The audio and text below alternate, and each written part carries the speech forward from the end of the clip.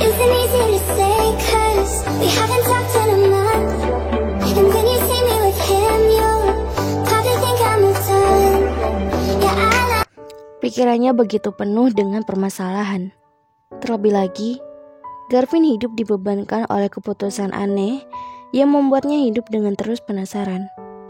Garvin sendiri bingung harus melakukan apa lagi untuk meminta Kayla menjelaskan alasan jelas kenapa dirinya meminta perceraian di saat Garvin perjuangkan cinta dan pernikahannya. Janjinya pada Pak James pun belum selesai ia laksanakan, tapi Kayla sudah lebih dulu meninggalkannya. Garvin menghadap Bu Angelina pagi itu dengan wajah tertunduk. Kali ini, Garvin bicara empat mata dengan mamanya di tempat yang agak jauh dari rumah sakit tempat Pak James dirawat. Garvin bergeming dengan mata yang terus menatap ke bawah walau ia sudah duduk di depan mamanya. "Garvin, apa yang terjadi sama kamu dan Kayla?" Garvin masih terdiam belum kunjung menjawab. "Garvin, lihat mata mama," jawab mama.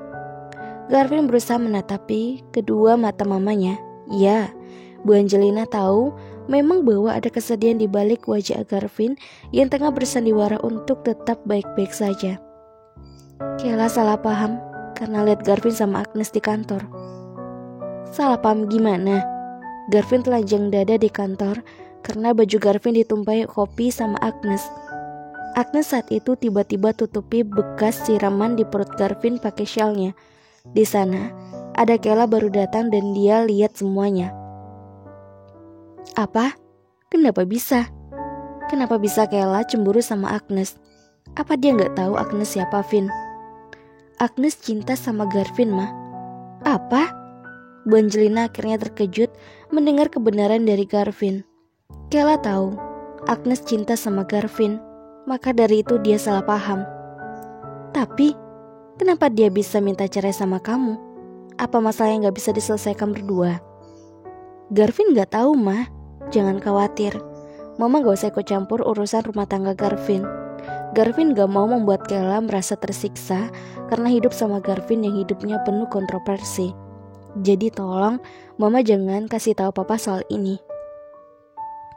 Vin, Kayla bukan perempuan dengan mudahnya berkata cerai, Vin. Mama tahu Kayla. Mungkin kamu buat kesalahan lain yang dia gak tahu. Mah, ini kebenarannya. Garvin lagi sibuk. Banyak janji yang harus Garvin penuhi satu persatu. Garvin pamit. Garvin memaksa mencium punggung tangan mamanya. Sementara Bu Angelina hanya keheranan dengan sikap putra sulungnya itu. Mereka bahkan belum selesai bicara, namun Garvin malah pergi. Garvin berjalan ke ruangan setelah keluar dari toilet perusahaan. Di tengah jalan, ia melihat Agnes bersama Xavier tengah berbincang di koridor perusahaan. Hal itu membuat Garvin segera mungkin untuk bersembunyi dan mencoba untuk menguping pembicara mereka. Iya, Garvin tentunya tepat sasaran karena perkataan Pak Vandra kemarin membuat Garvin ingin mengulik apa yang sebenarnya mereka berdua lakukan. Kayla beneran mau cerai sama Garvin. Dia bilang udah ke pengadilan agama kemarin. Ternyata Kayla bisa mainkan perannya dengan epik, ucap Xavier sambil tersenyum di depan Agnes. Garvin melotot mendengar kalimat yang dilontarkan Xavier detik itu. Agnes tersenyum menimpali ucapan Xavier. Satu sisi sih gue kasihan ya, karena dia mau aja gitu disuruh lo. Ya di satu sisi gue untung sih kerjasama buat hal ini sama lo. Walaupun gue gak suka cara lo rebut Kayla dari Garvin.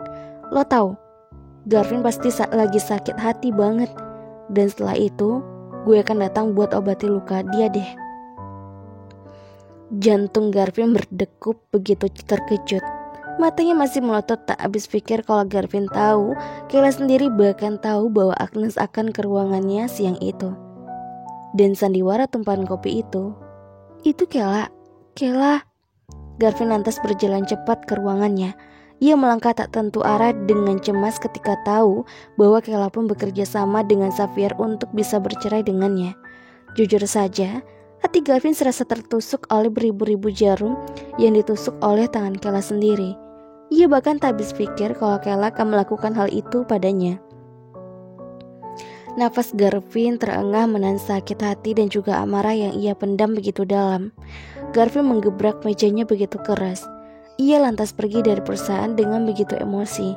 Garvin mengendarai mobilnya dengan kecepatan tinggi. Ia bahkan mengerem begitu tegas hingga membuatnya hampir menabrak seorang pejalan kaki. Garvin pun tertunduk dengan tayang masih memegangi setir. Ia keluar sejenak dan merasa begitu rapuh setelah tahu kebenaran dari pembicaraan Safir dan Agnes yang tak sengaja ia dengar. Kenapa? Kenapa Kayla harus melakukan itu ke gue? Kenapa? Apa yang buat dia ikutin perintah Safir? Apa karena dia cinta sama Safir? Enggak mungkin. Gak mungkin Garvin. Lo jangan mikir gitu. Garvin terlihat cemas sendiri. Namun ia serasa begitu sangat dihianati Kayla yang berani mengajukan cerai hanya karena perintah Safir. Yang membuat Garvin sungguh emosi dan tak habis pikir adalah Kayla juga ikut bersandiwara untuk menjebak Garvin. Hal itu membuat Garvin bingung setengah mati. Hati dan jantung Garvin layaknya sedang sekarat. Ia tak tahu harus merasakan apa detik itu. Beberapa kalimat yang Kayla utarakan di setiap pertemuan mereka, Garvin pun mengingatnya. Bagaimana Kayla berperan begitu tersakiti. Garvin mengingat semuanya. Malam itu, Garvin mengajak Kayla bicara di sebuah jalan yang agak jauh dari rumah Pak Abraham. Garvin bahkan menahan sesak ketika malam itu ia lihat wajah seorang Kayla. Garvin terlihat begitu risih sendiri.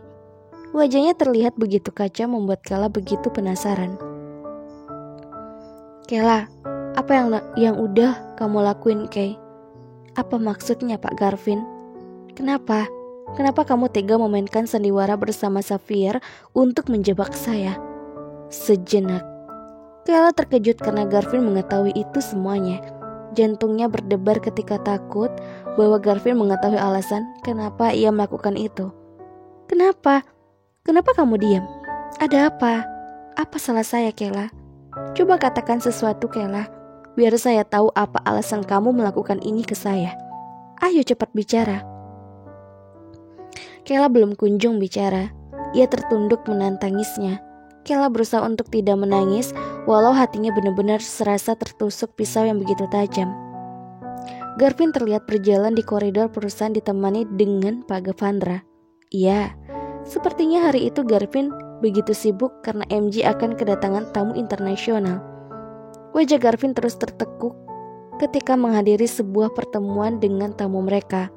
Sementara Pak Angling dan Safir tengah sibuk bercengkrama dengan mereka. Garvin melirikkan matanya tajam pada seorang Safir. Hal itu membuat Safir mengalihkan pandangannya untuk menatap Garvin penasaran. Selesai pertemuan, Garvin bahkan tak menyapa siapapun kecuali tamunya detik itu. Wajahnya tertekuk sejak ia datang membuat Vandra heran sendiri atas sikap Garvin. Ia berpapasan dengan Safir. Iya, Safir. Kedua mata Garvin menatap serasa ada hasrat untuk membunuh Safir detik itu. Namun, hawa nafsunya menahan Garvin untuk tidak gegabah mengambil tindakan. Iya, beberapa bukti sudah ada di tangannya. Hanya saja, ia menunggu untuk Safir dengan sempurna memainkan permainannya. Pak Direktur, Kayla jangan diam, Kayla. Kayla, saya mohon jawab. Garvin begitu stres menghadapi Kayla. Pemandangan itu sungguh menyakiti Kayla sendiri. Pak Garvin itu? Iya, itu apa? Pak Garvin, soal itu. Kenapa kamu menjebak saya? Apa? Apa sebenarnya niat kamu menikahi saya, Kayla?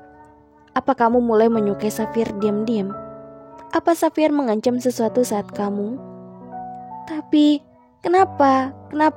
Kenapa kamu harus mengkhianati saya, Kayla? Iya, jantung Kayla sedikit terkejut ketika Garvin tak tahu alasan itu. Entah dari mana Garvin tahu tentang itu.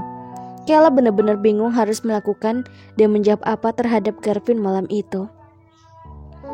Pak Garvin, ini sudah keputusan saya. Keputusan apa yang udah kamu buat? Hah? Pak Garvin, dari awal kita udah sepakat menikah kontrak. Keputusan terbaik dari semua permasalahan ini adalah saya akan putuskan kontrak dan pernikahan ini. Saya gak ngerti jalur pikiran kamu, Kay. Dengan begitu tenang kamu mengkhianati saya dengan entah apa alasan kamu yang terus kamu pendam dalam-dalam. Saya bahkan gak pernah menyangka kalau orang yang saya cintai malah melakukan pengkhianatan besar terhadap diri saya. Garvin emang bodoh. Garvin selalu bodoh.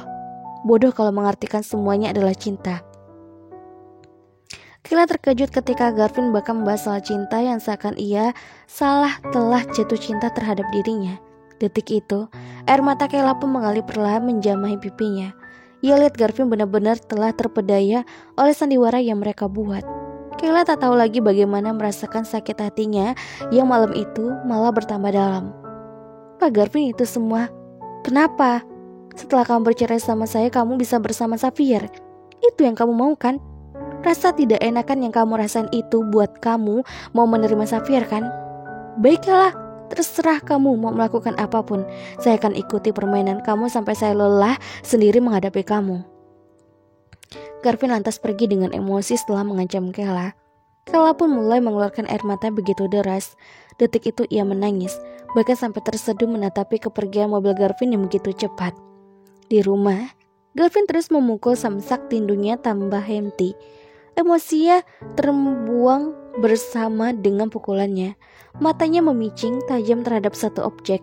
Napasnya sudah terengah, tapi Garvin tak menghentikan tindakannya itu. Fernando dan Haris pun melihat sikap Garvin sungguh heran. Ya, mereka tahu Kayla meminta cerai dengan Garvin. Namun, sebelum Garvin tak seemosi itu terlihat.